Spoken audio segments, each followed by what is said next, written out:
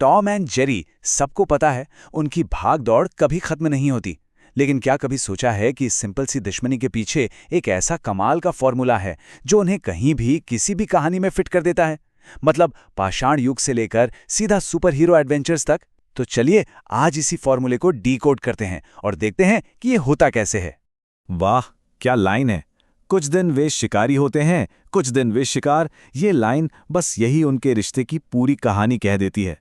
ये सिर्फ एक बिल्ली और चूहे का खेल नहीं है। नहीं, ये तो शिकारी और शिकार की एक कभी न खत्म होने वाली कहानी है, जहां भूमिकाएं किसी भी पल बदल सकती हैं। और सच कहें तो यही उनके रिश्ते की गतिशीलता की असली चाबी है। तो आज हम सफर पर कहां कहां चलेंगे। पहले देखेंगे आदिम पीछा, फिर मध्यकालीन मिथक और जादू में गोता लगाएंगे। उसके बाद सीधा अंतरिक्ष में और फिर केप और सुपर विलन्स की दुनिया में। और आखिर में ये समझने की कोशिश करेंगे कि ये आर्केटाइप आखिर इतना टिकाऊ क्यों है। तो चलिए शुरू करते हैं एकदम शुरुआत से, उनके रिश्ते के सबसे बेसिक, सबसे रॉ फॉर्म से, यानी आदिम पीछा। यहां कोई तामझाम नहीं है, उनका संघर्ष बस जिंदा रहने की एक सीधी साधी लड़ाई है। तो यहां देखिए, मामला सिर्फ बिल्ली और चूहे का नहीं है। टॉम एक साहसी शिकारी है जो लगातार अपने भोजन की तलाश में है। वहीं दूसरी तरफ जेरी एक हताश चूहा है जिसे जिंदा रहने के लिए कुछ भी, मतलब कठोर उपाय करने पड़ते हैं। और यही वो बुनियाद है जिस पर आगे की सारी कहानियां टिकी हैं।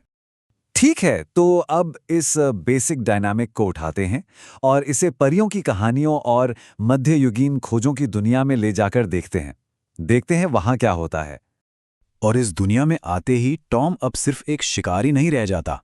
नहीं, उसे सर टॉम का टाइटल मिल जाता है, एक योद्धा। और उसे एक हीरो वाला, भले ही नामुमकिन सा लगने वाला काम सौंपा गया है। देखिए, वो अब एक बड़ी पौराणिक कथा का हिस्सा बन गया है। लेकिन एक मिनट, हीरो तो बन गया, पर उसकी नाकाबिलियत, वो तो वैसी की वैसी ही है। उसे मजाक में सर चिकन कहा जाता है। तलवार, वो तो उसे ठीक से पकड़नी भी नहीं आती। और उसे ड्रैगन से लड़ने के लिए जबरदस्ती भेजा जा रहा है। तो बस एक जबरदस्त महाकाव्य गाथा देखते ही देखते कॉमेडी बन जाती है। और जेरी का क्या?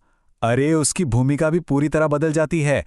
वो अब सिर्फ भागने वाला शिकार नहीं है, वो एक मंत्रमुग्ध मेंढक जैसा जादुई प्राणी बन जाता है जो पूरी परिकथा में एक तरह से बाधा डालता है। ये उनके रिश्ते में एक और मजेदार लेयर जोड़ देता है ना। चलिए अब अतीत से सीधा भविष्य में छलांग लगाते हैं, साइंस फिक्शन के माहौल में। यहां उनका संघर्ष एक नए लेवल पर पहुंच जाता है और दाव पहले से कहीं ज्यादा ऊंचे हो जाते हैं। और यहां देखिए, पासा कैसे पलटता है। इस बार टॉम शिकारी नहीं है, उसे गलती से पृथ्वी चिकन समझ लिया जाता है। और काम क्या मिलता है? रानी के जन्मदिन के केक के लिए 2000 अंडे देना। सोचिए, यहां शिकारी खुद शिकार बन गया है। और उस पे प्रेशर देखिए, एकदम बेतुका। चाहिए 2000 अंडे और उसने दिए हैं सिर्फ 5। ये एक और बेहतरीन उदाहरण है कि कैसे कोई बड़ी ताकत उसे हमेशा एक नामुमकिन सी सिचुएशन में फंसा देती है। और जब लग रहा था कि चीजें और खराब नहीं हो सकती, तभी स्पेसशिप के सिस्टम्स फेल होने लगते हैं। और यह सब शुरू कहां से होता है? रसोई में एक छोटी सी गड़बड़ी से। और फिर तो पूरे जहाज में जैसे पागलपन छा जाता है। ग्रेविटी चालू हो रही है, बंद हो रही है, फिर चालू, फिर बंद। और यह तब तक चलता है जब तक सिस्टम पूरी तरह से बैठ नहीं जाता। नतीजा, दोनों के दोनों एक बेकाबू माहौल में बुरी तरह फंस जाते हैं। तो अब तक हमने देख लिया शिकारी, योद्धा, यहां तक कि चिकन भी। अब देखते हैं उनका सबसे बड़ा और सबसे साफ पौराणिक रूप, एक सुपर विलन। और वो हीरो जिन्हें उसे रोकना ही होगा। जी हां, इस बार टॉम का किरदार सीधा एक सुपर विलेन डूम डॉग के लेवल पर पहुंच गया है। अब वो सिर्फ एक चूहे के लिए खतरा नहीं है, वो पूरी दुनिया के लिए, सभी के लिए खतरा है। और उसका मकसद एकदम क्लासिक विलेन वाला, मैं उन सभी को नष्ट कर दूंगा जो मुझे शक्ति की अंगूठियों से दूर रखते हैं। ये एक चूहे को पकड़ने की चाहत से बहुत बहुत आगे की बात है। यहां तक कि जिस दुनिया में ये सब हो रहा है उसका स्केल भी जबरदस्त है। सोचिए, एक कैरेक्टर बड़ी ही आसानी से कहता है कि उसके पास 1.5 अरब क्लैम्स हैं। ये इस सुपर हीरो जॉनर की भव्यता को और पक्का करता है। तो ठीक है, हमने उन्हें गुफा बिल्लियों के रूप में देखा, योद्धाओं के रूप में, और यहां तक कि सुपर विलन के रूप में भी। तो सवाल ये उठता है कि आखिर वो क्या चीज़ है जो इस फॉर्मूले को इतना टाइमलेस, इतना सदाबहार बनाती है। इसका जवाब है उनके रिश्ते का लचीलापन। वो शिकारी और शिकार हैं, वो क्रूर हमलावर और हताश चूहा हैं, अयोग्य योद्धा और मंत्रमुग्ध बाधाएं, यहां तक कि एलियन कैदी और अंतरिक्ष कप्तान, और सुपर विलन और अनिच्छुक हीरो भी, मतलब शक्तिशाली बनाम चालाक, हमलावर बनाम धोखेबाज। यही वो कोर डायनेमिक है जो उन्हें किसी भी कहानी में फिट होने देता है, क्योंकि उनका ये संघर्ष यूनिवर्सल है।